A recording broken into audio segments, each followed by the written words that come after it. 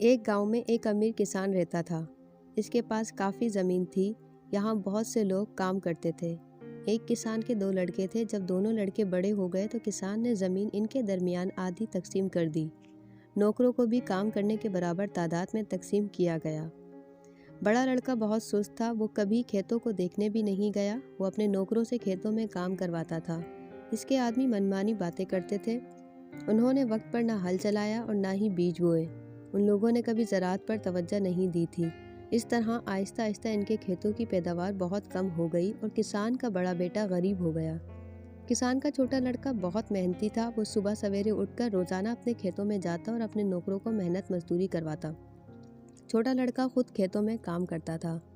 اسے دیکھ کر ان کے نوکروں میں بھی محنت کی۔ اس کے کھیتوں میں ہر وقت پر ہل چلایا جاتا، وقت پر بیج بویا جاتا تھا اور وقت پر آپاشی کی جاتی تھی، جس کی وجہ سے اس کی پیداوار میں روز بروز اضافہ ہوتا گیا۔ آہستہ آہستہ وہ چند سالوں میں بہت امیر ہو گیا۔ ایک دن کسان نے اپنے دونوں بیٹوں کو بلایا۔ کسان نے بڑے لڑکے سے پوچھا، بیٹا تمہارا کیا حال ہے؟ اس نے کہا، ابا میں غریب ہو گیا ہوں، میری قسمت خراب ہے۔ پھر کسان نے اپنے چھوٹے لڑکے کی خیریت دریافت کی۔ چھوٹے لڑکے نے مسکراتے ہوئے کہا، بابا یہ آپ کی مہربانی ہے کہ دن دوگنی رات چوگنی ترقی ہو رہی ہے، میں بہت لطف اندوز ہوں۔ کسان نے دونوں لڑکوں سے کہا، دیکھو میں نے تم دونوں کو برابر زمین دی ہے، نوکروں کو بھی کام کے برابر دیا گیا، پھر بھی تم میں سے کوئی غریب ہو گیا اور کوئی امیر۔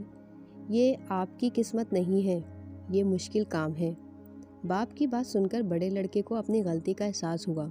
اس دن سے وہ بھی ہر صبح کھیتوں میں جانے لگا اور ٹھیک سے کام کرنے لگا۔ اس کے کھیتوں کی پیداوار بھی بڑھنے لگی۔